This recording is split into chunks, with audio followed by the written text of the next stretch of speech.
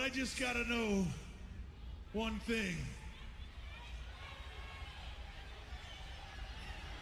Are you ready? No! I said, are you ready?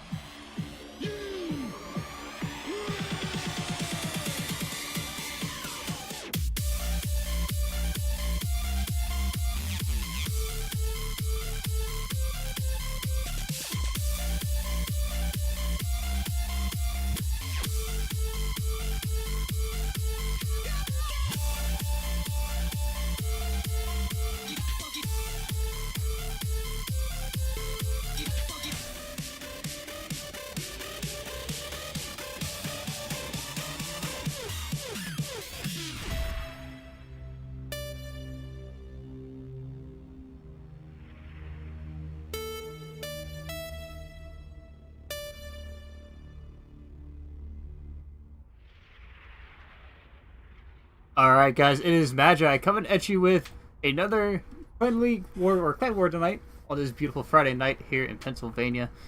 Tonight's matchup will be Ris3n versus the Ingt Gaming. And the way we're going to decide first map is off a random draw here. We actually need a Ris3n player to join first if we can have that. Awesome. Can't invite him when he's not here.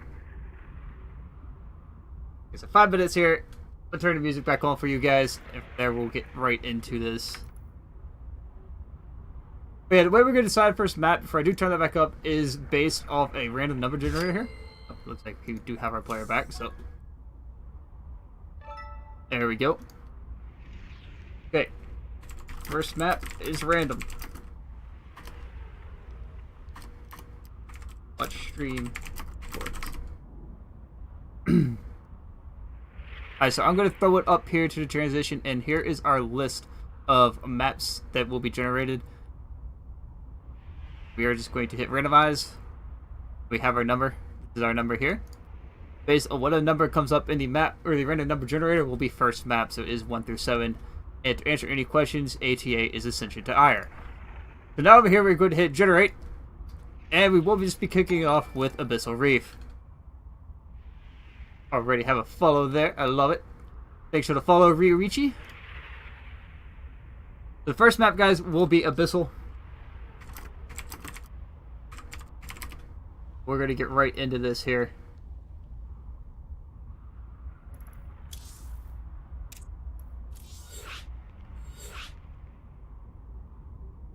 And just a heads up, there is a 1-minute delay on the stream. If there are any problems, I will try to catch it as fast as I can.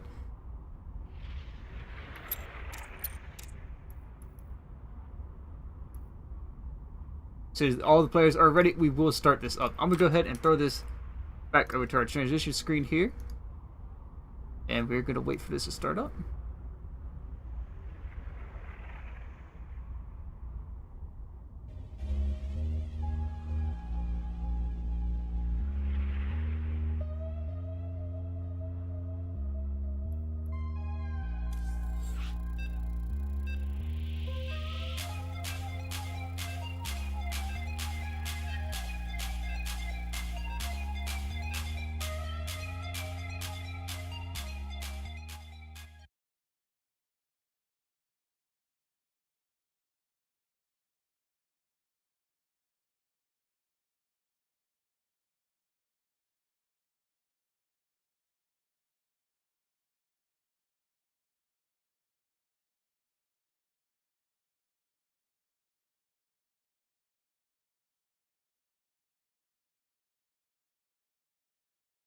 Alright, and here we go, folks. Our first game of the night between the Ris3n community and Ingt Gaming.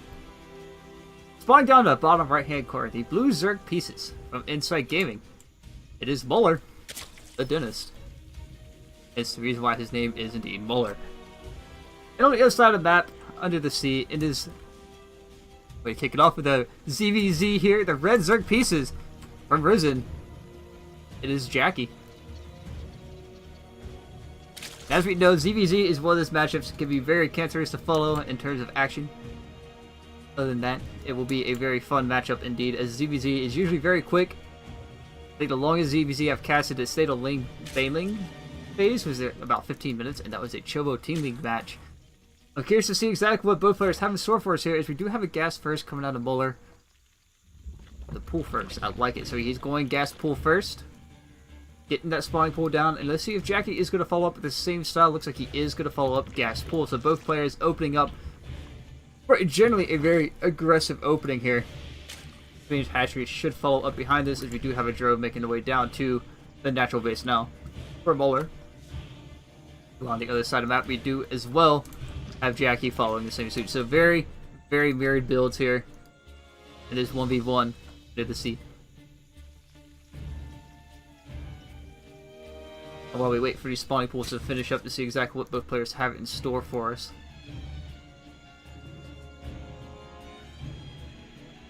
Not much else going to go on right now. So, ZVZ, as I said, is one of those matchups that stays in And generally a tiered environment in terms of like phase 1 is your Ling Baneling play, phase 2 is usually that Roach play, in phase 3 it goes into the later stages of the tech.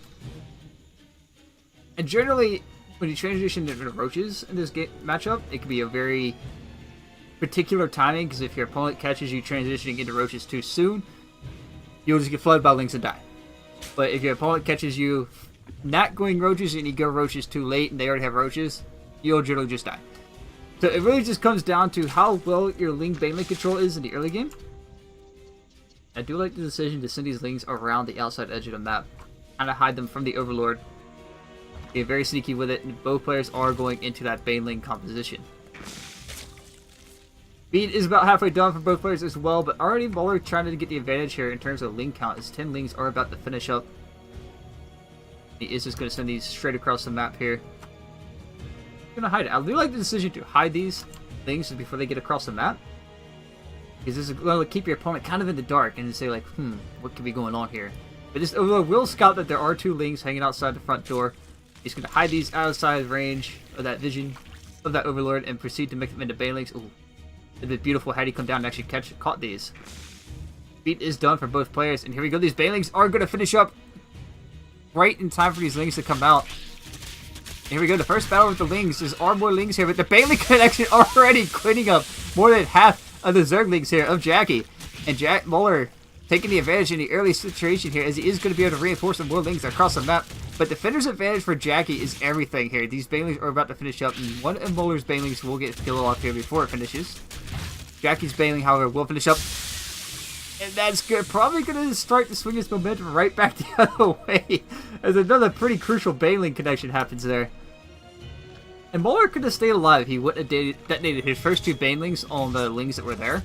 A bit of a missed micro there on both connections with the Banelings. We do have a bit of a rally here from Muller going straight out across the map. We do already have a Roach Horn coming down here for Jackie. So Jackie trying to phase in, or get into the next stage of the game already. Muller, if you were just... Does he see this? Does Muller see this? Muller does not see this. So, because Muller does not see the Roach Horn here, he's going to miss a very key timing. Actually, he might actually hit it just right, as he is going to try for a flank into the natural bases. Spine Crawler is down. It should be finished up by the time this attack comes. Be very close on the time for the Spine Crawler. But he's trying to get into Roaches, and Jackie might be going into this a bit too early, as Muller is kind of on the front door, and he is just rallying more and more units, but he needs to go before this Spine Crawler finishes up, because this Spine Crawler will be able to clean up a lot of these Lings very quickly. These 2 Banelings here, he don't walk them in directly. Yeah. Not the best of a connection there with these Banelings, and he is losing Banelings to these Spine Crawlers, and another Baneling just cleans up all of Muller's Lings. And now Muller is also the one trying to get into that Roach tech. He's a little bit behind on it, as 8 Lings, or 8 Roaches already do start up for Jackie here.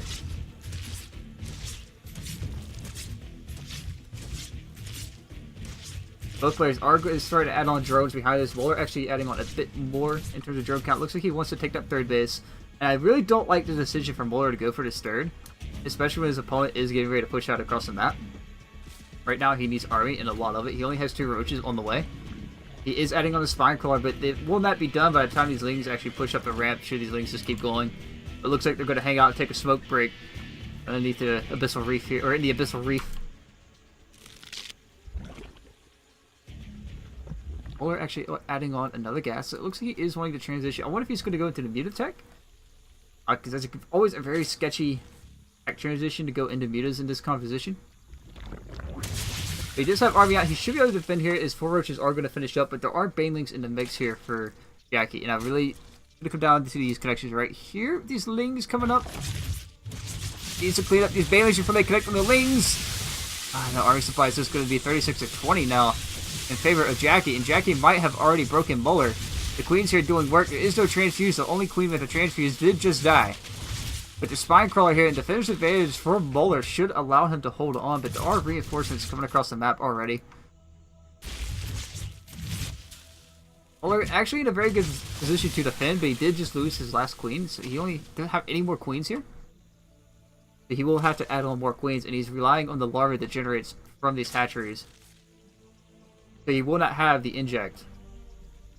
to help defend here, as the reinforcements are just going to flood across the map here from Jackie. And Jackie is going to take the third base behind this. So even if Molar holds on, he will be behind in base count, as he did not take his third just yet. And I really wish he would have taken that third now, because now he would actually have that extra hatchery to have larva generating. As Molar is ahead in army count and worker supply now, there should be no reason he can't hold this. As it is, a majority of this is Roach. There are a few Lings here. And the Baneling's actually trading out beautifully there in Molar's favor. And Jackie decides he is just going to back off for now and make sure there is no third base or anything else for Molar as he is on the way out. He didn't snipe the third base drone. Not really paying attention to the minimap there, I guess, and he didn't snipe that drone. So Molar should be able to just grab his third base here. Meanwhile, on the other side of the map, Jackie is finally getting into his layer tech. Adding on his extra gas. Roach speed is finished for Molar, who did get the layer ahead of time. Adding on the macro hatchery as well, and 2 Evo chambers.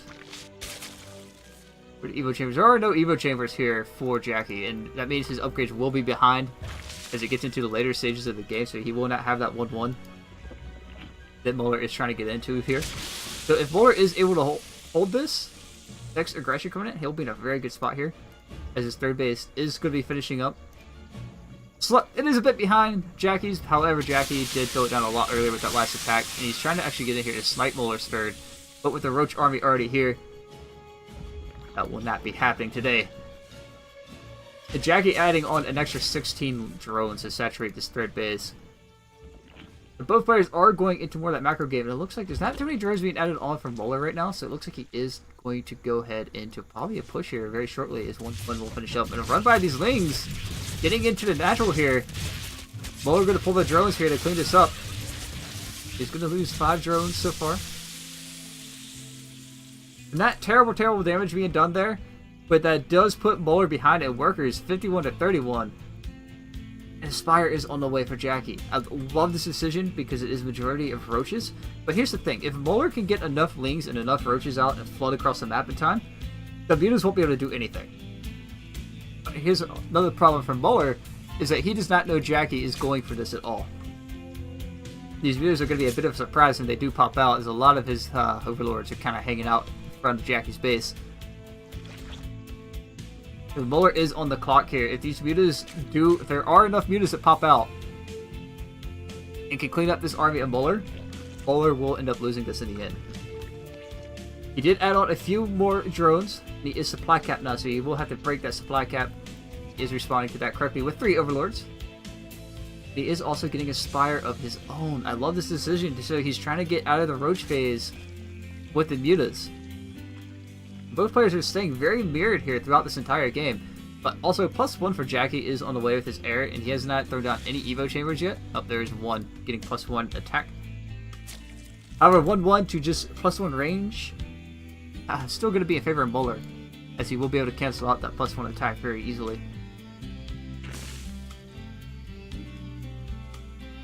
It seems we are going to reach a bit of an impasse here if both players are just going to opt to expand once again. As Molar does go for a 4th base before Jackie this time, but he is going to be ahead in that base count as soon as this finishes up. Like an Evo chamber is being added on for Jackie back home, as he realizes he does need them upgrades. Infestation Pit is done, which means we should see Hive on the way here very soon from Molar. I'm surprised there isn't a Hydralisk in with this. I would really have liked to see him go Hydras here over Spire, because it's just going to straight hard counter basically everything Jackie can make. Molar is going to move out here with his Roach army. He's going to come back and hang outside his 3rd base once again. Clean up that Changeling. No 4th base yet for Jackie at all. The Muta's taking a very long, wide path around the map. This is probably going to catch... yeah, there's no spores anywhere for Molar. No standard spores in the defense, and there's no Hydra Shield. Doesn't have very many Mutas either. But as soon as this block of Mutas actually gets up to a very crucial amount, very, mass amount of Mutas, he's going to be in a world of hurt, as there is going to be a fight here at the 3rd base, and he is going to bring these Mutas in from behind. Jackie going for the multi-prong attack, and I absolutely love this. Molar, you can't move out here, Molar. Molar, do not move out. Oh my gosh, Molar. Molar, you have to see this, man. You have to see this. This is everything. Okay, it looks like he does pick up on it. He is going to have to come back here and defend his third base. Third base will end up falling. There's just too much here. Focus the third, Jackie. Focus the third. And he will get the third. However, the mutas and the natural base are going ham in the paint as they clean up. 6 drones so far, a queen.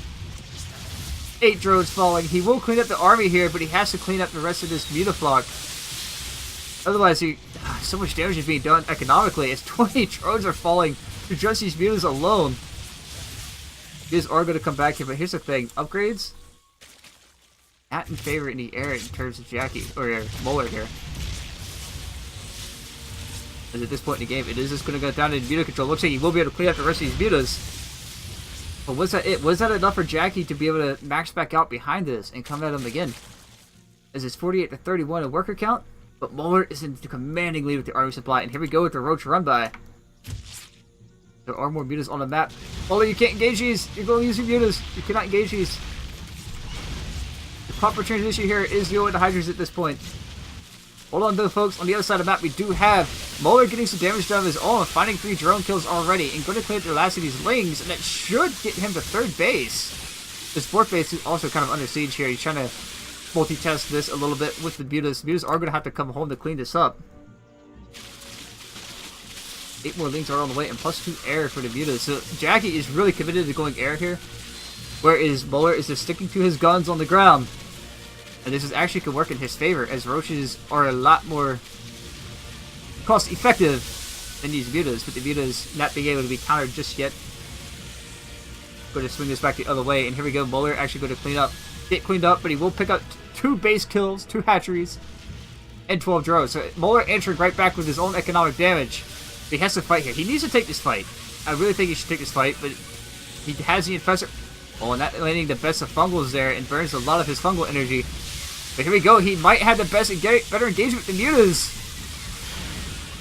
Ooh, this is going to be everything. If he can clear the mutas done, muta count's too high and upgrades for Jackie or everything. But he is getting more economic damage done. As the economy is getting ravaged here for Jackie. As he's lost 3 base so far, knocking himself back down to 2 base. And Molar needs to add on the Hydras. If he can add on the Hydras back home and instead of more mutas, he will just straight clean up the rest of this muta army. 14 drones being killed here now. And the worker count is now 26 to 12. And Molar might actually just break him here off the economic damage. If he can defend back home, he is responding right. He is getting spore crawlers back home in his bases, which is at one of his third, but he needs them. He's one of his third and his fourth. As the mutas will clean up the last of his army. But the economic damage being done, but was it enough for Molar to hold on as army supply is now 30 to 14 and he needs to remax on mutas. It needs to keep the pressure on the other side of the map. Because if Molar could just break the rest of the economy here for his opponent, Jackie's mutas won't get anything done and that'll be the last of the army he has. This +1 armor for the air is on the way. This is not enough mutas here for Molar. Molar, you can't take this fight. Molar, save your mutas, get out. Get your muta count up. It's the only way you're going to win this at this point, as these mutas might be just enough to finally actually swing back the other way and break Molar, as he doesn't have enough mutas out of his own to answer it. Transfuse, Molar! Transfuse, keep the Spire floor alive! It's starting to look like a rainy day in the reef for Molar as he's trying to get across the map himself and do some damage on the other side of the map, and focusing a gas geyser or distractor is at the beginning for that. We go to the Ling Flood coming across the map. Molar adding on 6 Lings as well. I don't think it's going to be enough. This back and forth game might actually go in favor of Jackie here. Because the last queen is going to get cleaned up. I think it was the last queen indeed for Molar. Yes, it was. 4 more drones going to get killed, and the worker count now back down to 16 to 14. As Molar just trying to find any damage he can of his own. Firepower from these mutas are everything right now. Drone's going to get cleaned up. 4th base is going to get taken out as well. And now we're back down to 2 base economy on 2 base economy. The main base for each player is in fact mined out. The only mining bases that are up right now, the naturals for each player, and this hive is going to end up falling here from Molar. He does not have any answers for it. And it is a very awkward base race. It looks like he is going to opt to come back and try and defend with the last bit of mutas he has. His meter count only 4. GG will be called out, realizing his mistakes, realizing he will not have enough to clean this up. Bowler tried to clean it up, but no, he will get shut down in the end. And the first game will go to Ris3n off a very back and forth ZVZ. Guys, I'll be back with game number 2 here shortly for you. In the meantime, enjoy some dank memes and tunes if you like to.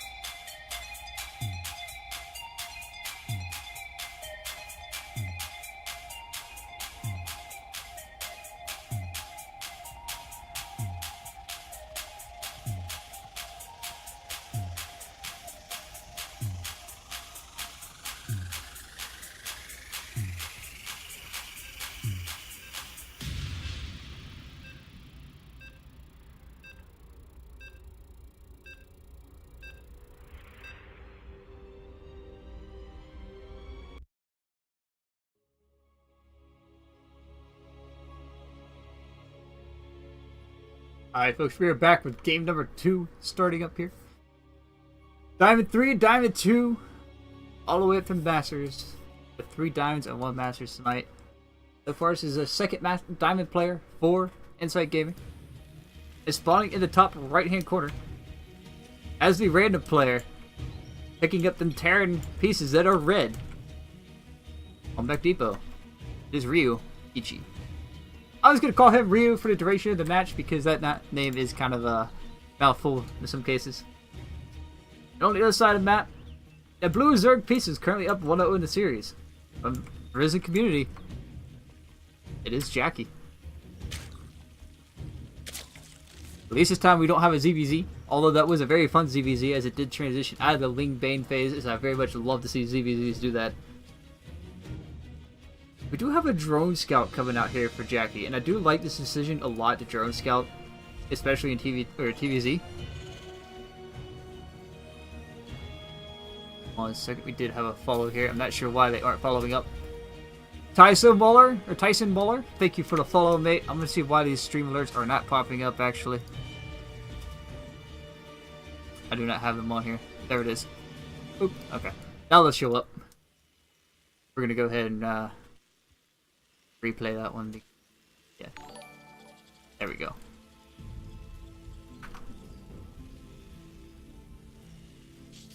Anyway, this Drone Scout coming out here, denying this natural base from going down here for our Terran player in red.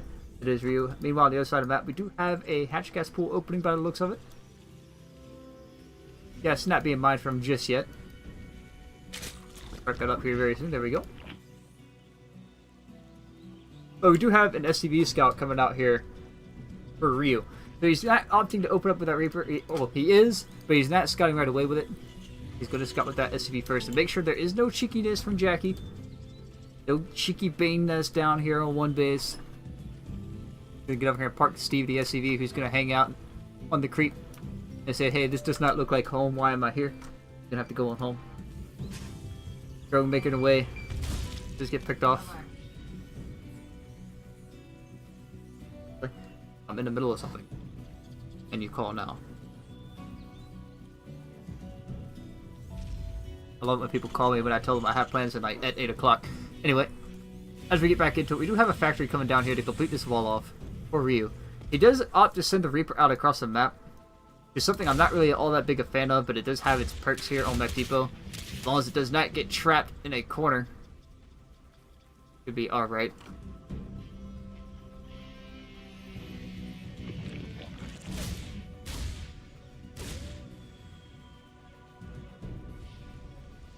Meanwhile, we do have a factory finishing up here. For Ryu, it looks like he is going to opt into that more of a standard 2-1-1 or 1-1-1. Actually, he's going to get the Hellions behind this as a reactor is finishing up. Third base does not get denied by the Reaper. This is why I like the Reaper on Mech Depot, because you can place this Reaper out here and just have him deny that drone from coming up, but with the Lings coming out to defend that drone going out, it's a lot harder to do. I think we will have a third base going down here for Ryu very shortly. He is going to opt to stay on that equal base count. Starport finally on the way. So what is he going to opt for? Is he going to opt for the Banshees behind this 1-on-1? I think we're going to have Hellion Banshee coming out here very soon. It's not Battle Mech, that's for sure, as we do have Stim starting up. You should see another racks be added on here.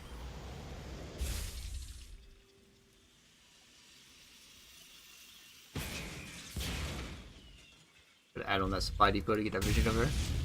Ling is getting barbecued over here on the other side of the map, however. How do you like your Lings done, guys? Medium well done, raw. I think Brodos likes raw. He actually picks up, I like that, that's a very good pickup there. I think he was opting for a drop. It's that bit of a tech detail there. As Jackie's drop play does kind of get denied here, which means he is going to have to defend this. Aggression from Hellion and his Reaper. Question is, what does he opt for behind it with that starport? He is getting his third base. Ryu is starting up his third base. He doesn't have anything building out of the starport just yet. I'm wondering if it's going to be a Viking, because you know, he's a drop plate is going to be there. Is getting in here, and we'll find a drone kill. Is Jackie now on the other side of the map, having to stay home, defend these Lings. What is his decision? He is going to opt into that layer, and it looks like we will see that Ling Bling Hydra composition coming out, or that Ling Bling Muta. On this type of map, I would prefer to see Ling Bling Muta, maybe because it's a little bit bigger. And the Hydras aren't that mobile unless you have speed and creep. Go on the other side of the map. We have a drop coming out here. Clean up this Overlord. This Overlord will get picked off, and his third base is under siege by these Hellions and his Reaper. He will have to come down here to defend this or lose it. This pressure for Ryu is finding a lot of damage, actually. Denying a lot of mining in his third base. And it looks like Jackie is just opting to send his Lings out across the map here to find any damage he can of his own. Check what he has in store for us. He hasn't gone into his next phases of tech yet. He's getting +1 melee, though. Third base is on the way for Ryu. He is adding on more racks. He is opting to stay on that bio composition. Not opting to go anywhere into that mech play. Looks like he will be... another drop. This third base is actually going to get cleaned up by the Hellions. It's actually a pretty rough loss to take, because honestly, all you had to do is flood a few more Lings out, and you would have been able to go up and clean that up. So Jackie opts to stack his third base, which is going to put Terran ahead in the base count. And honestly, it takes a lot of wind out of the sails for third, but let's see if he can get some damage done with this Baneling drop. If Ryu is paying attention... oh, he actually moves his army away. Jackie might find a very juicy connection here. Here it comes. Will Ryu be paying attention? Here comes the drop. One. Ooh, 14 SCVs from that one drop alone, and that is going to hurt. He's going to feel that in a few minutes. His worker count's not 36 to 32. Did have another follow there come out. Green Bean Man, thank you for the follow. It's up to Ryu to find some damage here. He is ahead in base count, but that fame drop honestly kind of evens that out quite a bit. So the next decision here is on the Spire, which I do like to see here. Mech Depot is a bigger map, so therefore is going to be more advisable to go into that Muta tech. And it did serve him well last game, so let's see if it works out for him a second time around. Ryu is starting to add on the missile turret as he realizes this airplay and this Baneling drop is going to get rather annoying very quickly. So here we go. Looks like Ryu is going to push up this ramp here and try and find some damage, but there are 2 spine crawlers up here and a bunch of Lings to defend with. Trying to get his third base down. He can deny the drone.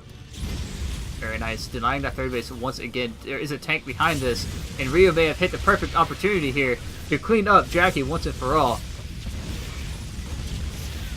Because we do have Ryu getting pushed back for these spine crawlers right now. I think he can move. Yeah, there we go. He's going to move this tank up. Trance Energy is going down on the spine crawler to keep it alive. This tank in a very good position here to start cleaning up these queens, cleaning up any units to come out. Units just going to fall as soon as they pop out. They want to get on top of this tank, but with like bio here, this tank shouldn't die. Don't lose the tank, Ryu. Don't lose the tank! Anyway. He's just going to push forward and keep cleaning up these drones. So Jackie does clean up the tank. There are some Lings popping out here to clean up the last of this push. But the damage has been done. Like, he does see, indeed, that there is the tech swap coming out here into the Mutas. 7 drones have fallen. He has denied the third once again. And this is going to keep putting Zerg further and further behind. And at this point in time, Ryu can just start to get the bio ball going. And he's even adding on a Thor to deal with the Mutas. No orbital here on this third base yet. I'm a little curious as to why that's so delayed. Scan going down here to see if there is a third base. There is not. The third base is up in the north once again. But this also allows Ryu just to push straight across the map here and get the same position that he had before. As Jackie needs to find some damage to these Mutas or find some damage somehow, some way. Just to shut down this army once again. He needs to get the momentum back in his favor. But it looks like we are opting for a planetary on the third base. Fourth base is on the way for Ryu, so he is getting further and further ahead in that base count.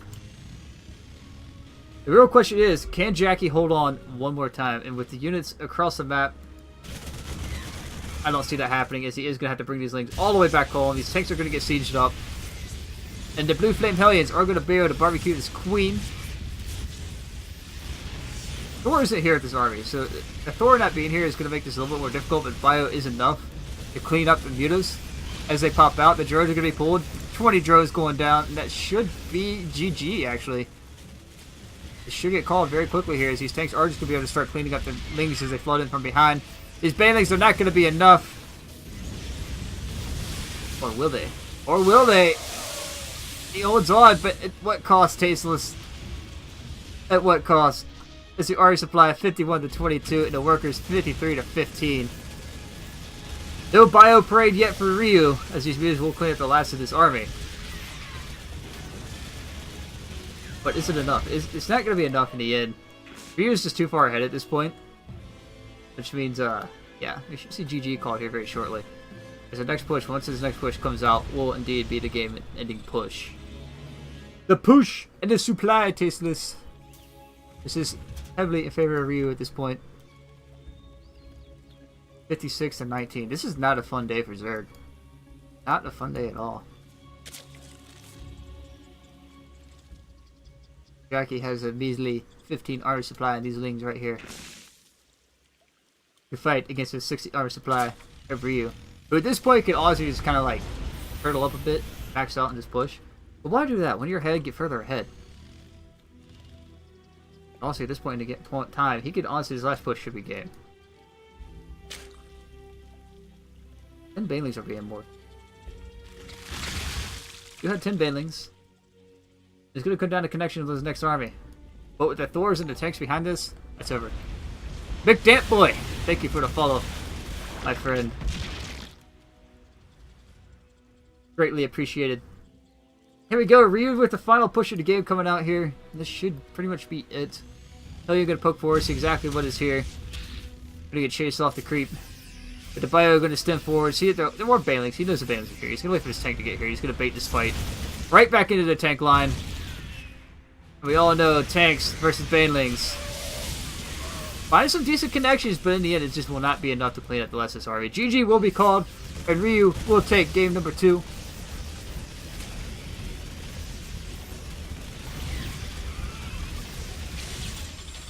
Waiting for him to tap out here. So he's going to try for one last hold here with these banelings, which aren't going to finish up by the time Ryu pushes up this ramp. But they will finish up after he pushes up the ramp. He just wants to find that last connection, which he will do. Ah, that juicy, juicy connection. He needed about like 15 more of those to stay in this game. Oh, nice command center, just hanging out. Loading away. But GG is called out, guys, and Ryu will take game number 2 and tie the series up at 1 apiece. I'll be right back with you for game number 3, and I have to make a phone call.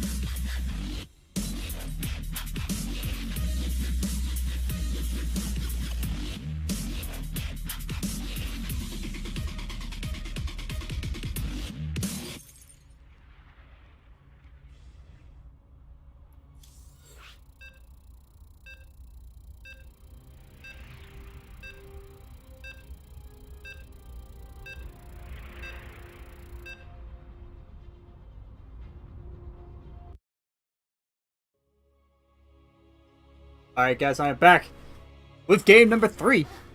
This best of 7 all-kill format between Ris3n and Inside Gaming. Ryu just tied up the last game. Also very good, pretty standard TVZ game, to be honest. No cheekiness from either player. Spawning into the bottom right hand corner, the random player once again. Series tied at 1 apiece by this guy right here in blue. The blue Protoss pieces of Ryuichi from Inside Gaming. And in the top left hand corner at this PvP matchup, the red Protoss pieces from Ris3n. It is Azazel.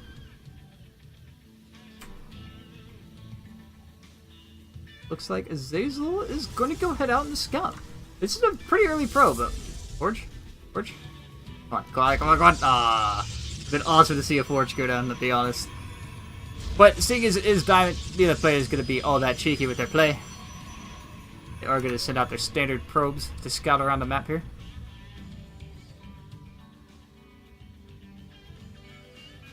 Make sure there's nothing cheeky from either player. I mean, that would just be pretty crazy to see a cannon rush pop out in the middle of this, you know, just...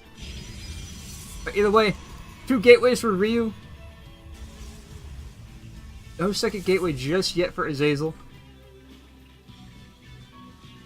To be perfectly honest, random play is one of those matchups that, like, can throw you for a loop so fast, and that's kind of a surprise. But it's also kind of a double-edged sword as it works against both. It works against you as the player yourself playing the random race. You don't know what you're getting. Anyway, Probe is going to get in here and see that everything looks pretty standard. No pilot. We do have a gas block on the other side of the map. This is always annoying to deal with, especially as a Protoss who likes to get their double or 2 gas right away. And we do have probe wars going on by these assault probes and a pylon block for Azazel. Even more of an annoyance for Ryu here to deal with in the early game. Just pop out the Zult to get to work on the gas, and honestly, I would much rather see him just go to get this pylon cleaned up sooner. Or throw a pylon block down of his own. That's something he should probably do, but he is going to do the patrol path to check out Azazel's base. See, there will be a stalker popping out here. If this probe lasts long enough to see the second stalker pop out, that would be golden, actually. He is just going to pull this probe out of here and send it on home. Might as well keep Probius alive to mine another day. He is oversaturated in his main base. What do we got going on here? There's a Stargate follow-up here. Is this going to go into Phoenix? That's what I'm feeling is Phoenix, because this seems to be a pretty standard thing to see like Phoenix Stalker happen. Saw this much before. But I imagine this is going to be for Oracle overall. Here we go, Ryu also getting out his 2 Stalkers. Both Stalkers are going to get out here, scout around, make sure there are no proxies on the map. Very good decision from Azazel. Although Ryu so far showing he's not the cheeky player who is just going to opt into going into a standard Stalker. Both shots going out at the same time. Having that second Stalker in this fight will give Ryu the advantage. 2 more Stalkers will pop out. There is a 4th over here just hanging out on the smoke break, you know. Smoking that Nether-Zine gas. I have another Zealot coming out here. I'm a little curious as to why he's building Zealots right now. I don't think you need any Zealots at this point. More Stalkers. He is going to go. Is this going to be Blink? Oh, actually a very interesting matchup. But PvP is a matchup, guys, I really don't follow a lot. My preferred time to watch PvP was during the days of Blink, Stalker, and Disruptor. But nowadays, now this shift to just going into Phoenixes and lift up Disruptors and so forth, the matchup has kind of gone back to being what it was. It's kind of a Blink Stalker play. Again, it's just one of those plays I'm really not matchups I'm not really a fan of. Also, something interesting to note here. There isn't anything built out of the Stargate yet, was there? The Oracle was built, okay. Product Council going down, another robotics facility going down. Ryu with the bigger army here, the beefier army, will clean up this little push from Azazel. But here's the kicker! That Oracle coming in. You find some pretty good damage here. There is a motion core here with enough energy for 1 photon overcharge. Immediately going to throw it down. Oh, that's the best photon overcharge. He has to bait this Oracle now. He's like, we'll warp in another Stalker to clean this up. How do you just warp this in over to use it over the mineral line? The Oracle would have just been dead. But anyway, on the other side of the map, we do have Ryu making a push here. The bigger army, indeed, a Sentry and an Adept being added in. 3 probes only dead for Ryu. He's behind the workers, and it looks like he's trying to kill him on one base. He is not making any probes. He's bringing a Warp Prism and more Stalkers. So, this one base play, is it going to be enough, is the question. And he needs to go before this army gets too big. There is a Phoenix here to lift up this Immortal. But now that these pylons are finished, he has... That's going to be a very tough thing to break. Waiting on this Warp Prism to come in, obviously. He does pick up his natural, so he will be expanding behind this. This is not all in at all. It looked like he was, because he was not building any probes. Ryu just kind of poking at the front here, trying to get him to bait this fight a little bit. And this Phoenix in this fight has 2 jobs. He needs to add in another Phoenix, because this Phoenix is going to be used to pick up the Warp Prism, pick up these Immortals. With only 2 Immortals here, he can only pick up 1. Of course, we're being thrown down here to try and pick off these Zealots, which will happen. Now that the Warp Prism is here, Ryu has a commanding advantage in this fight. Armor supply 27 to 12. There is enough energy for 2 more overcharges. Very good. Phoenix coming out. If he can pick off this Phoenix, there's not much else to worry about besides the Mothership Core. As in, yes, November is coming. The Mothership Core days are going to fall. Portal going to get picked up. Phoenix doing his job so far. Sentry's going to throw down that force field to track this army as best as he can. Mothership Core is going to fall. Phoenix is going to fall, and Ryu has broken him here. If he just keeps it, GG will be called. And Ryu takes the lead here, 2-1 in the series for Inside Gaming of PvP. And PvP is one of those matchups I really just, again, not too familiar with. As we're going to get into the next game, I'll be right back with you.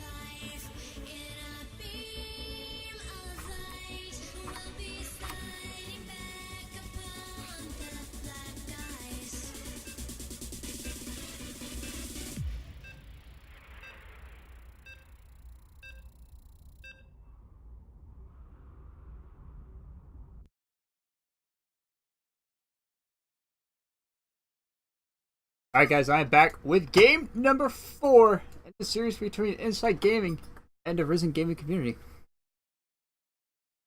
There's now Diamond 1, Diamond 2. Question is, the hour.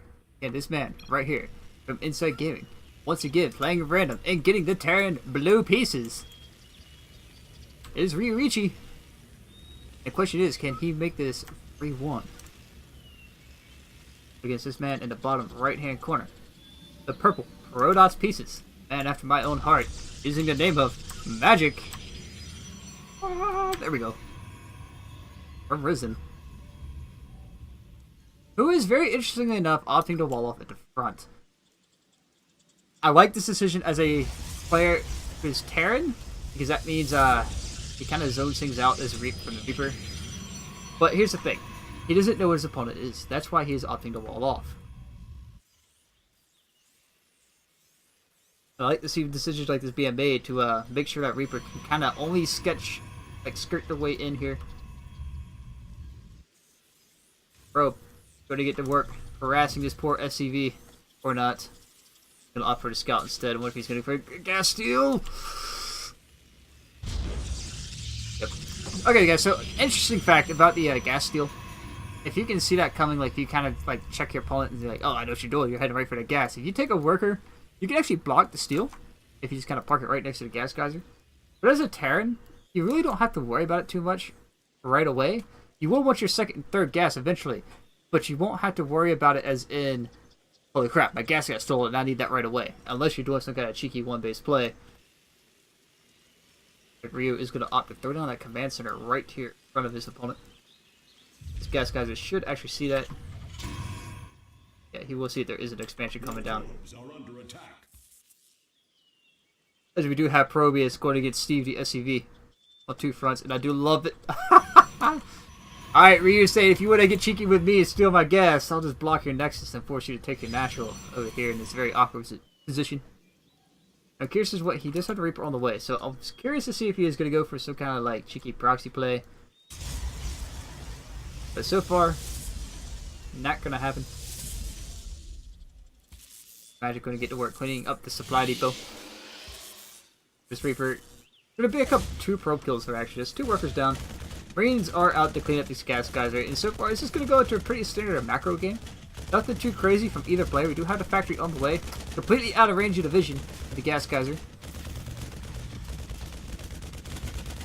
That's one reason for the gas steal is it kind of gives you vision of your opponent's base, and once it actually finishes, you saw just how far it sees. It sees all the way to the edge of this command center here, which means like if anything was built tech-wise, like in this general area, your opponent would be able to just see that and be like, oh, so you're going to go in possibly this type of composition.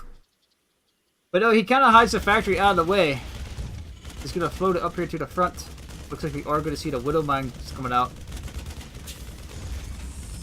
Always a fun thing to see. Supply depot is still chilling here. I would like to see Ryu actually finish his supply depot. I mean, I know he can cancel it and get his mineral back here, but that supply, as long as that sits there, is actually kind of useful. So it goes either way. I mean, everyone has their perks, everyone has their cons, and everyone has their decisions they make. Starport on the way. It looks like we are going to see that pretty standard Terra play, so no mech coming out of this. Ryu is finally getting his gas cleaned up. But meanwhile, on the other side of that, Twilight Council is about to finish up. And if you start to read into this, we do have a robo behind this. He'll opt into that observer. He is kind of just blindly countering his opponent here. Compared to what Ryu's options are. Well, I'm curious as what we're going to see here. We're going to see Blink, Resident Glaze, or Charge. We indeed will see if I actually Blink. So Blink going to be here to catch these drops. Going to make it very, very annoying to have to deal with as a Terra player. There's one thing I really cannot stand as a Terra player is when Tosca's Blink. Because Blink, you just blink away from my Marauders, blink away from my army, and your Tosca stay alive, and it's a lot of wasted DPS from the Bio army. He's actually going to transfer half his SCVs down. This actually makes it a lot more efficient to mine from. Or mine and saturate 2 bases. Because now you don't waste as much time with your workers running across the map. Instead you just move one big chunk. Thank you for the follow, MaxD243. Greatly appreciated. Thank you for the follow, Honey Buns SC. Greatly appreciate it as well. Thanks for the follows tonight, guys. Greatly appreciate it. If you like what you see here, actually, my YouTube, there'll be a bit of a sellout here. YouTube is where I will be uploading this as well. You can also check the VOD here on Twitch. But a lot of games from CTL and so forth, I just straight upload to YouTube. Channel information is below. And here we go, this Widowmine drop, gonna make their way into the main base. He's gonna drop outside in the natural third. The one in the main. I actually like this decision. He's gonna have to pull this observer one way or the other. Here we go, let's see what this Widowmine does get. Nothing. As both Widowmines do get shoved off here and get cleaned up. This drop not really finding any damage. Which is always kind of annoying as a Terran that you drop really doesn't get anything. But this is kind of the downside of that, especially when your opponent kind of reads into it and you can see what's going on there. Now, it seems to be a pretty standard thing to go into that Widowmine drop. But with that, Ryu is just going to switch back around, get his tank tech started up here. He's going to get his third base started. So he's really not in too much, didn't lose too much there. Didn't find any damage. We do have charge on the way, by the way. And 5 cannons. Something Protoss players honestly down in Plat, and some Protoss players need to learn. Just throw down some cannons, man. This is the worst thing ever for Terran to have to deal with. It deters so many drops, gives that detection. Scan being thrown down, we'll see it that the natural base was finally taken. But these cannons, whenever I go to drop as a Terran, they're the most annoying thing ever for me to deal with. Like, they're there and they buy you so much time. These kind of shut down a lot of your aggression. Both players are getting into the upgrades as we do have Storm on the way as soon as his Twilight Arc or Templar Archives finish up. A bit of a gateway explosion. That's 4 gateways. 5 gateways are going to be added on. Let's see Storm kick in here. There we go. Hey, welcome to Interloper, where everything is rocks and narrow passageways, which makes Terran's dream come true with siege tanks and chokes. That's one thing I forgot to mention. Interloper is one of those maps, for those who don't know, that have a lot of rocks and so forth you can knock down and open up. Open up a lot of the map. Otherwise, the pathing is generally just like straight across this little choke, straight across to this little choke. There's one of those maps that are very awkward in terms of like which way you send your army. These observers are just buying him so much information. And if Ryu will actually like check out and watch his army a little bit to see if there's an odd shimmer above his army, it'd be a beautiful day to see that scan go down and just wreck it. Or some missile turrets, you know. Missile turrets are also something you should just add in. Staggered defense. Storm is going to finish up, and that is going to prompt our Protoss player of Magic to move out. But Storm finish up. This is where it becomes a bit of a hassle, is Ryu does not notice it's here. He's going to assume that it is Robo, or assume that it is Storm Tech. With no Colossus on the way either. For the 4th base for our Protoss down here in the south. He finally scans and sees that there is Storm. And Ryu may have actually just crapped his pants a little bit because of this. Because he has tanks, sure. But Bio and Storm just does not agree. With a huge amount of Marines here, this army is just going to vanish. And as the worker count and army supply is generally very close, it comes down to just how well Ryu is going to take this fight. There is a choke that he can use here to funnel a lot of this Protoss army into. He is floating his 4th base, and when his army gets up here, he's going to see his army here. He's going to go, yep, here it comes. Storm is done. I'm about to have a very bad day. It looks like Magic is going to opt to open up these maps a little bit. Thank you for the follow. Kawana Pause? Kawana Pause? Thank you for the follow, mate. Ryu, shit, take this fight! Ryu, do not take this fight! Ryu, fight on your tanks. General rule, play Sergeant Hammer and Heroes of the Storm. You fight on your tank. And not away from it. So Magic should just start to open up this map a little bit. That way he has mobility around the map and can actually just come up here and hit this 4th base. Central Tower going to be thrown down for Ryu. Trying to keep that army intact, like, figure out where it's at. The correct response here is to get the Ghost Academy, which I do not see anywhere on the map. I would really love to see the Ghost Academy come down. It's a good thing these rocks are actually down, because you can just walk right in here. Ryu's army is completely out of position. Yeah, he does. Okay. Move the tanks over. Fight in the choke. This is also a great time for him to be pressuring his opponent. The feedback going down on the medevac, sacrificing it for the vision to see exactly what all is here. It does cost him a medevac though, and these Templar have a lot of energy. Means when it's gonna storm. The storm hits, and when it rains, it will pour. With Magic opening up this map quite a bit. And this is where it becomes a bit of a problem for Terra players. Like, even though you have tanks you can fight in chokes, with this army, so can Protoss. There's not a lot of room for you to just swarm in on top of this army. And seeing as how far behind you are in army supply and you're trying to macro up behind this, it's all it's going to take. As soon as this Protoss maxes out, he's just going to A-click. So, yep. I'm going to throw down that easy button. Like he was shopping at Staples and goes Staples. That was easy. And here we go. He's going to fight on top of the tanks. These tanks with charge are just going to evaporate and disappear and never be a thing again. A poor Terran heart. I just had storms everywhere. Trying frantically to repair this planetary fortress.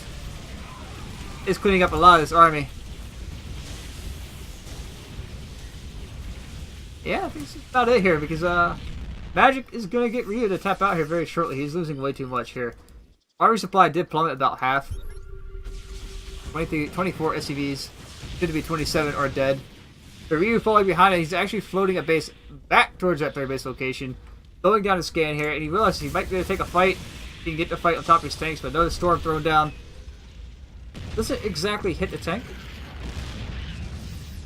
The siege tanks were not the answer here, mate. Like, we're storms on top of the SCVs up here in the north. As a Terra player, you know, just playing bio of any kind. What you have to deal with. There's no Colossus behind this, but he will not need them. He's just trying to chase this Protoss army back. Trying to get a fight in his favor, but a blink forward on top of these tanks will start to clean up these tanks immediately.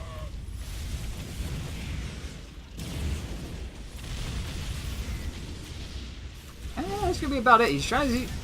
Honestly, he shouldn't be sieging these tanks on the low ground. He needs to be taking this fight up here in this main and natural.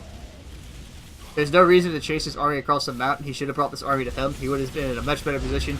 But GG will be called out, and that will tie the series at 2-2. I'll be right back with you with game number 5.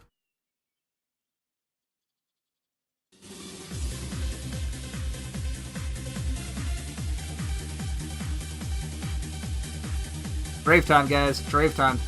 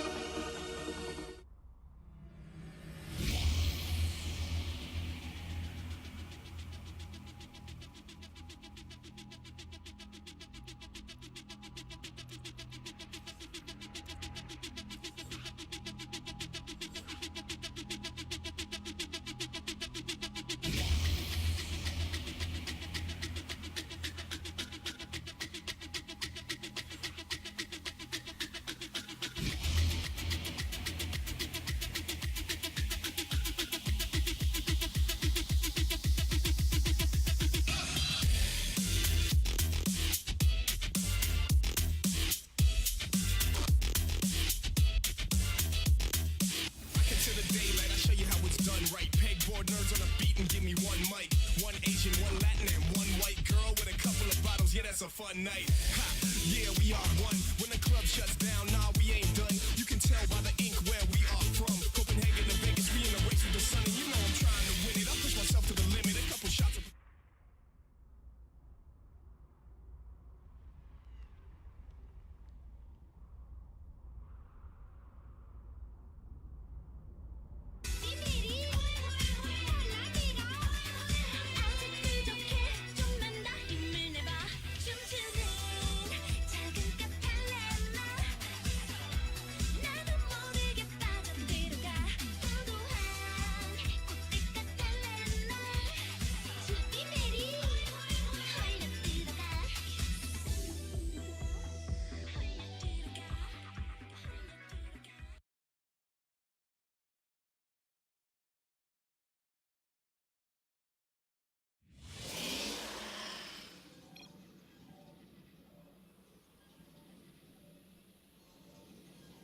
Alright guys, as you know by that map intro there from Be Friends TV, I absolutely love them for making those. In the bottom right hand corner, thank you for the follow Supreme Teams. In the bottom right hand corner is the man, the hour, who's looking to take the series 3-2. It is Magic, the purple Protoss pieces from Ris3n. He's already sending up that probe to the top right hand corner to scout against this guy right here in the teal Zerg pieces from Inside Gaming. Looking to tie the series back up. It is Economy.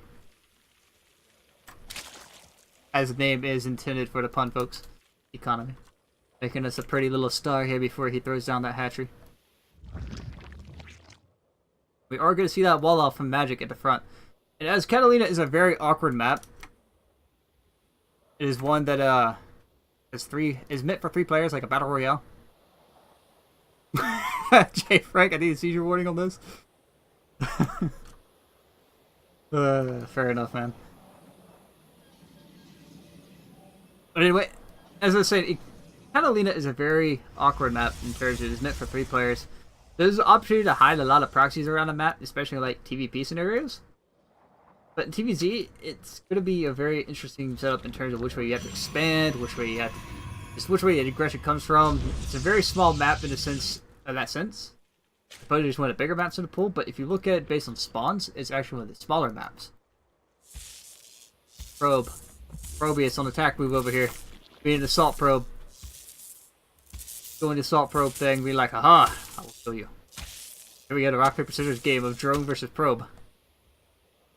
Probe wins that flat out either way.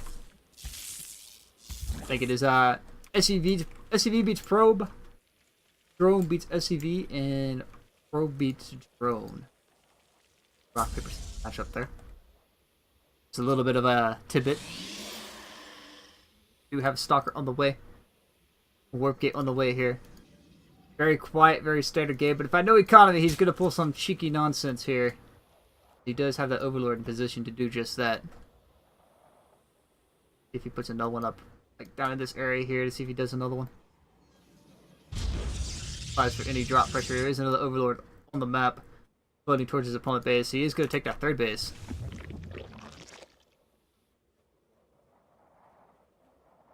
Getting ahead in that base count. See if he actually capitalizes on it. If he is going to just turn around and go into some kind of cheeky aggression here. He is droning up for speed on the way. There's no Baneling that's down yet. He did pull his drones off gas, which means he isn't going for any kind of Bane drop just yet. I know Economy. Magic's showing us a very good macro player. Very aware at defending drops. Bullshit Core is out here to make sure there is nothing cheeky hanging out. Stalker is going to be able to trace away these couple lings. We can pick up one of the lings. Yeah, so far a very quiet game. Hey, tell me my music's not on. Go ahead. So far, a very quiet game either way. We are going to be 3 base versus 2. The Economy being slightly greedier on the base count. Do have a fast lair on the way actually here. Here's as to which way he plans to go. You have an Oracle, so Economy is straight up like blind countering this. In terms of what's coming out. He's getting them standard 4-minute spores. He is going to be very prepared for this Oracle to come out. But not so much in the third base. He needs to get his spore crawler down to third base. No Roach Warrior, so it looks like he is opting for that Hydra composition, possibly. Do some Beta comps. He doesn't have gas either. Here, is it a Nidus? Okay, finally, he's getting his gases. Just say, is he gonna go like Nidus or some kind of crazy drop play? Because gases were incredibly late. The Overlord is gonna get picked off. Probe coming out here to get his third base. It will get scouted by this Ling hanging out here. Peekaboo. Now here's the thing. What is Economy going to respawn here? That third base going down just now. He can easily get in here. Some Lings and start trying to deny this. There's only a couple Stalkers out right now. Another Oracle is on the way out across the map. One Oracle almost fell. Worker count is still ahead for Economy or Magic here. Army supply dead even. Economy's starting to get his drone count caught back up. And here we go. The tech is on the way as we will be seeing this Sky Toss come into play. Now this is where you have to start to worry for our Zerg player at Teal, especially if you're from Inside Gaming, because he has no idea what's on the map here for his opponent. Sling does get the scout on the third base for sure. Knows it's there, and now it's a matter of time. Like, just how soon will it take before he actually breaks his opponent? Before Economy does sniff this out. Like, he needs to get some Overlord speed in here, get in here and actually scout this. He has an Overlord in position to actually get in here, scout what's going on in his opponent's base. We are going to see that massive Oracle come out of the way. Nah, man, Oracles don't need nerf. Don't worry about it. Don't worry about it. Oracles totally do not need nerf in this matchup at all. As the Oracle count will slowly climb. It is at 4 Oracles so far, and eventually we will see enough Oracles here to just burn down Spore Crawlers and not even care. But with that, he should know there are Hydras out, so we are going to see that Hydra composition against Sky Toss, or the Oracles. The early game, we do have a Link Flood headed towards the third base here. This could do some damage, especially if he gets in here and finds a couple of drones, probes. To clean up these Zealots in time, he's forcing the Oracle to activate energy over here on the third base. This aggression will get cleaned up as another round of Zealots do get warped in. And Spire on the way, so Economy transitioning into the Spire with the Hydras. Okay, so his decision making is actually on point right now. Thank you for the follow, Gatekeeper93. He has 2 ways to counter this army. There's no Infestation Pit down just yet. This Queen is going to fall. Poor Oracles. Or poor Queen. She didn't ask for this. Hydras are going to come back here. And these Hydras are out here just to deal with these as their DPS is insanely high. These 3 Oracles are going to fall already. Muscular Augments is done and the Bailing that's being added on. Did he pick out the Spire? He did pick out the Spire. So again, Charge coming in behind us as well. I love we're not seeing the Sky Toss play in this at all. I was really hoping to see some carriers pop out and be a bad day for our Zerg player in Teal here. The Economy actually going to be able to deal with this actually the later this game goes, because as he gets his Hydra Link Blink composition out, there will be enough here for Zerg just to clean up all the Zealots. So it's really down to these Oracles. If these Oracles can find a crucial amount of damage, it will pretty much end the game. Ryber, thank you for the follow, good sir. Greatly appreciated the follows. As I said before, YouTube channel down below, guys. If you wanted to see more of my casting or more StarCraft games in general from me, that's where you'll find them. 7 drones being picked off there, and a Queen. 4th base is going down for Economy, so he is staying equal on base count, but he is oversaturated in main, so he needs to get back in here and resaturate this main base. So there is plenty of mining here available. What is the Oracle count at? The Oracle count is at 10 Oracles right now. 10 Oracles and about 18 charge lots. Upgrades speed and muscular augments versus charge and warp gate. The Magic, if he can find that crucial damage, he will end up just walking in here with these Zealots and being able to clean up everything Economy has. Making his way into the third base this time around. Sport Call is here to shoot it away. He will be able to get over here and just cancel out this hatchery. He's going to immediately be canceled. He will kill off the drone. Oracles, man, so strong. Especially when you get them in a pack like this, but they're so brittle. They're very much like Cyclones in the Terran army. Here we go. Economy just gonna start to walk his way up the front door here. Gonna make his way into... Economy, just go to the probe line. Kill off all the probes. There you go. Find some economic damage of your own, man. It's what you need right now. These Hydras are just absolutely melt to these oracles. Like, oh my gosh. It doesn't matter how many probes he's killed here. There's nothing left to defend. There's 17 Hydras all the way. But by the time these Hydras pop out, it's gonna be a little too late. The charge lots are making their way out here. And he's gonna be in between the spawns for Zerg, or in between the rally points here. It's gonna be a very bad day for Zerg to have to manage this. Oracle's gonna come here and activate their energy, and just come here and melt the Baneling Nest, melt the Hydra Den. These Zealots are gonna just chew into these Hydras, as they're gonna have a bad day. But, you know what? He's actually in a good position here. If he holds out for the energy to time out, he will be able to clean up this army. Which does give Economy a very good situation to be in, but he's losing tech. He can only reinforce with Lings here. He's losing 24 drones, and he's behind the workers now. So he was in a good position, but the damage has been dealt, and Economy just probably shaking his head once again, going, well, I didn't have the tech to counter your oracles, mate. Probably going to be it. This should be game number 3 going to Ris3n. That's just some crazy hold that happens here. As the oracle's coming back around for another round. GG will be called out, and the Economy does tap out.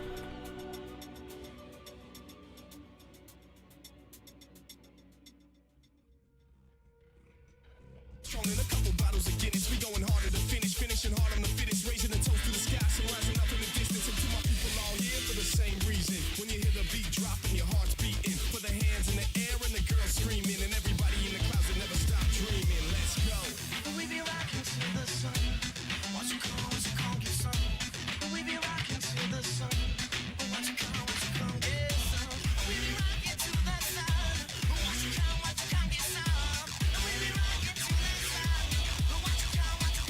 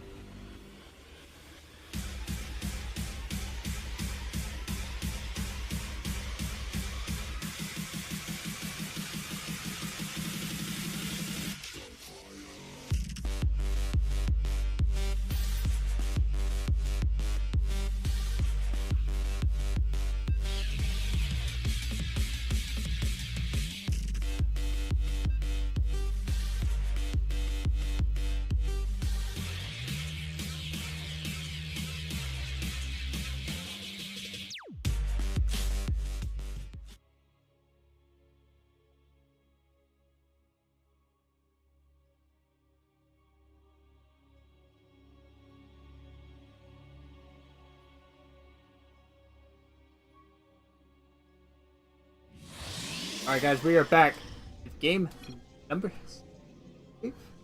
Series is 3-2, so yes, this should be game number 6 this series of between Ris3n and Insight Gaming. And in the top left hand corner, the Masters player, the ace player for Insight Gaming here. Oh, my bad. This is Cinder. So this is Ris3n. It's the purple Protoss pieces of Magic from the Ris3n gaming community. Against this man right down here in the bottom right hand corner, playing his Terran race in the TVP matchup. Is the yellow Terran pieces Insight Gaming. This Stim, or better words known as say no to Stim. But you better not say no to Stim because Stim is like the best thing ever. Just 1A and go, man. 1A and go. We do have a probe on the way out across the map here, as Stim is opting to wall off at the front. Very interesting considering he knows that pylon rushes are a thing. They could very easily come out here in this matchup. Magic is going to get over here and probably start to harass this poor SCV. All he wants to do is build his buildings, man. But no, the High Executor has just like mined all the minerals and is running away with all the minerals as we saw in the Carbot's animation. We're going to get up here and start to attack this SCV. But the barracks will finish him. It is a little late to harass him. Stim can obviously just take this back home and they can mine and chase this probe around the map. But the gas steal! Ooh, almost blocked the gas steal. Behind this, we do have a Nexus coming down here. So Gateway Nexus opening the Cybernetics core behind it, so he is going to be able to get his Cybernetics core out immediately. This guy, 10922. Thank you for the follow, mate. Greatly appreciated, guys. All the follows tonight, greatly appreciated. We do have a Nexus coming down here for Stim. This probe is like confused of which SCV to attack. This Reaper is going to come out here and say, GTFO, my buddies. He is throwing down the pylon. He's trying to throw it down there. This is a very interesting trick he tried here.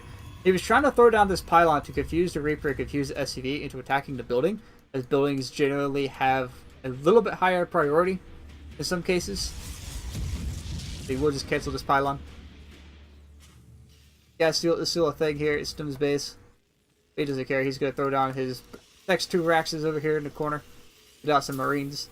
The very interesting ideas for Stim here. He's not going for any Widow Mine drops. He's not going for anything along that line. He's just getting some scouting, getting some damage to this Reaper, who does already have 1 kill. He's an SCV got the 2nd kill. Nice. Because he is going to bring this Reaper back home to defend any kind of cheekiness and help clean up this assimilator has stolen his poor precious gas.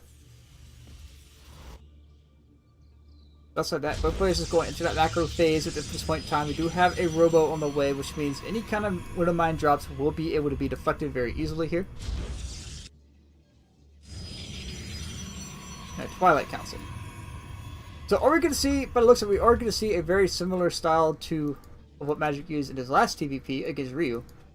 Going to go into that Storm, that Charge Rod, that Blink. Basically just get everything under the sun in order to start cleaning things up. This Reaper is just scouting around the map looking for any kind of proxy Stargates, any kind of proxy Robos.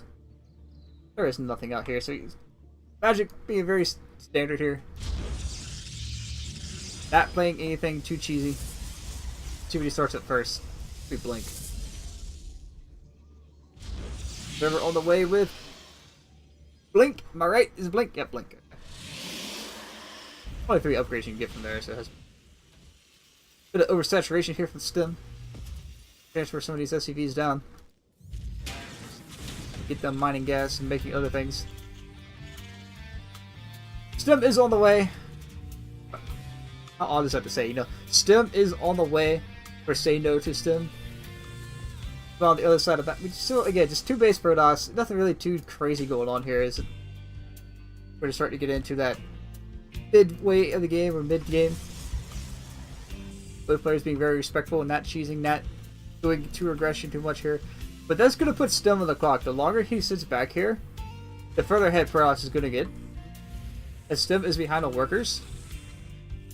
But he isn't commanding lead of the army right now, so looks like he is trying to create an opportunity for himself to get in here and do some damage. Starport is actually kind of late. Okay, he is going to opt into that Widow Mine play. So he's opting into the standard bio composition.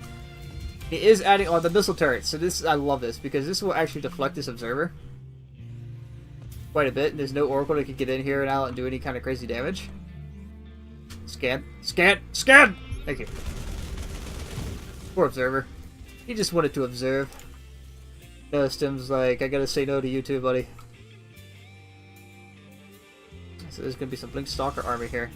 But the observer did actually scout everything Stim has right now. So he knows this is a very standard composition from Stim here. Blink is finishing up. He knows that there could be drops at any moment. But he doesn't know about the... Okay, he has to assume there is an eBay. I would assume at this point everybody knows there's an eBay at 5 minutes into the game. This isn't a platinum level, this is Masters and Diamond. Scan going down for Stim is going to see nothing but a Twilight Council researching and another Robo. So this is where Stim has to make a decision. Start the Vikings or start the Liberators. This Reaper actually getting in here, finding a little bit of damage, delaying a little bit of mining time, and is getting a full scout off. A Photon Overcharge being used to clean up that Reaper. Does get away. Very cheeky position here Stim found to try and work on some of these probes. The Blink forward! He did get Blink revealed, so that is another key factor into what Stim knows he's up against. The drop should be on the way here very shortly, as you just move out one big ball before Storm is done. Which there's no Templar Archive just yet, so Templar Archive is coming down kind of late here. We'll be relying on that Blink and Charge lots. 1-1 is on the way for Magic. Upgrades now +1 for Stim. +1 armor is on the way as well. It looks like Stim is just going to move out here, but it will get spotted. But Blink in the mix here is going to make this hold a little bit easier, as he will be able to blink away from a lot of this army, blink away from the Widowmine hits. Stim actually going to rotate around to a different location. Medevac in danger of getting picked off very quickly. But a Stim forward for Stim, Widowmine is going to burrow and a blink away in a heartbeat, but Blink is now on cooldown, so he can push his army all the way back into this third base. They start to shave up a lot of units here of this Protoss. Or just offer that. I would just offer the natural at this point. Personally, I would just go for the natural. His army is out of place here, and you got Widowmines on the high ground. Just go for the natural. There you go. Deny these upgrades. Charge is done, so you will be able to start cleaning up a lot of this army and fighting on two fronts. The Concave could be in danger of going into Stim here with the Defender's advantage. Widowmine going to come out and pick off one Zealot. The rest of his army is going to get cleaned up, and another blink away in a heartbeat. Stim hit a very beautiful timing here at this attack. He is just going to be able to clean up the last of his army. There's another round of warp bins, Photon Overcharge being thrown down everywhere. And at this point in time, Stim just needs to wait these overcharges out and rally up and get more army across. He's finding damage. He's actually cut the army supply of magic down in half. And he's buying himself a lot of time. Storm is on, a storm is on the table, so he is on the clock here. If he can get enough bio to just Stim forward and break this, he wins the game. If he can get this in before Stim is actually in danger of Storm being done, he wins the game. He is going to get in here and start empowering some of these gateways, start cleaning up some of these pylons. But the blink forward into Widowmine is going to find a very good connection to Hellion in the mix. Probably a bit of a miscue there on the build order. So Stim needs to keep some of this army back while he keeps this harassment going. The drop in the main base is going to start to find some damage, because a lot of this army is completely out of place here. And he's going to have to run all the way around to get up here. Mothership Core in danger of falling, does get picked off, so no more Photon Overcharge here. Stim can just pick up and keep bouncing back and forth in between these bases, but the warp in down here in the third base can actually trap a lot of this army. He actually blinks up to the high ground. Okay, a very interesting decision on that blink. As a high ground vision for these medevacs is cleaning up a lot of this army, and Stim just needs to ball up again. He just needs to get his upgrades up and ball up once more. He is getting his third base, and he realizes he's not going to be able to break his opponent here on two base. He is just going to have to back up. Thank you for the follow, Neo Solari. Greatly appreciated, my friend. Stim is just going to head on home here, get his army back together, get his third base saturated. He did find a lot of damage here. He's behind the worker still, but he managed to keep the army supply down. He really didn't find too many key structures, so he didn't kill too much tech. But he kept Protoss busy enough that he probably was able to max out or get some army back together. We do have a bit of a doom drop coming out. Heading around to his fourth base location. Or fourth base of Protoss, who expanded up here into the north. And there's no vision up here for Toss. This is actually a very good, smart decision by Stim right now. I'm not sure if he knows that there's no vision here, but he's getting ready to abuse the fact that there is none. Which means he can bait this fight straight up on this ramp. But here's the thing. Storm is done. which means Stim is going to come down to how well he can deal with storms. If he gets stormed out here, it's over. As Tosh will just be able to steamroll across the map, and that is going to be it. As we have hit that 10-minute timing, when Stim is going to be on the clock, it does get the Nexus, but the feedbacks, get away. It's Blink 4 from the Stalker, so Blink is on cooldown, but the feedbacks could just destroy quite a bit of this army. Stim is getting aggressive on another location here. A couple of Marines getting in here, finding some damage here. They're all forcing Toss to react to a different location. And trying to get this drop out of here. This is a huge drop. It'd be bad to lose any of this army supply. The storm's going to come down right now on top of this army. Feedback, and that's going to be it for these medevacs. There's only one medevac is going to get out with any army left. He is hitting in multiple locations as the Terran train of Bio is just streaming across the map. +2 attack is on the way here. +1 armor has finally finished up. Marines were on a mission, but are now finally picked off. And this is where the Ghost Academy or Liberators. Okay, he is opting for the Liberators. Smart decision. Smart decision indeed to go for Liberators. Ghost Academy at this point in time might be what he needed, but the Liberators here can zone out a lot of this army and will be able to just help him contain a lot of this Protoss. But he needs to watch this. He needs to figure out where this army is at, and he can't be on the low ground when he takes this fight. Because now Stim is on the clock. It is going to swing back around the other way. Army supply is in favor of Magic. But he's going to walk right into these Liberators, and the Widowmine is going to fire off and pick up one Zealot. Army supply is evened out, but the medevacs are not here to heal us up. Stim losing a full medevac. It's on the way back from that mission from earlier. At this point, he needs to just get the Liberator set up, get the Liberator count out, get the Bio, get the Marauders out here. These Templar could actually walk. Okay, so these Templar could actually wind up walking in here. I blink forward from Magic, shaving off one Marine. Magic looking like he's just gonna have to back up and max out. At this point in time, that's what both players need to do, is just max out. 2-2 is actually a little bit behind here for Stim. I figured that would have been finished, but during all that aggression. Stim trying to move out with a bit of a Marauder ball to split his army up. He is ready to trap in the concave and flank his army. His opponent's army here. What you can still do is the charge rods do engage on the Marauders on the high ground. Storm going down on the high ground. He's just trying to get this army fixed, like the, you know, split up and get the concave here. Scan. Please kill the Observer. The Observer has been such key in like why a lot of these fights are not going to go in your favor. Stim, Widowmine going to come out and splash all over these Zealots, but not kill off anything but one. The other Widowmine going to go off and kill off even more army. The Storm is raining all over Stim as he's trying to clean up these charge rods. So the Liberator is dead, and he's getting pushed right back into his main. As it looks like Magic might actually just end up closing out this series right here and now.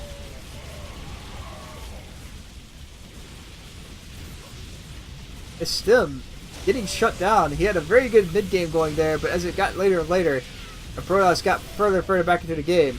GG, well played, will be called out, and that is going to be a 4-2 victory tonight for the Ris3n community. Congratulations to Ris3n. I hope to see you guys around for another match. It was a lot of fun. The cast, a lot of fun to actually be a part of.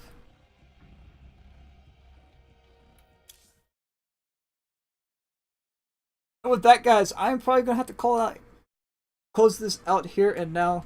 Then with the dang in clan chat there, we realized he kind of messed up. He didn't really transition right after that aggression. He didn't have his third base down. His upgrades were starting to come later and later. But with that, guys, Ris3n will take the lead game 4-2.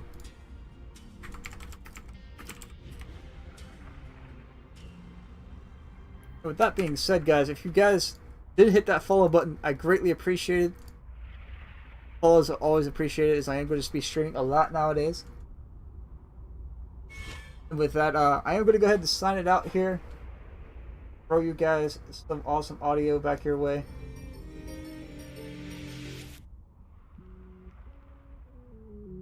What better way to close it out than with Tristam's.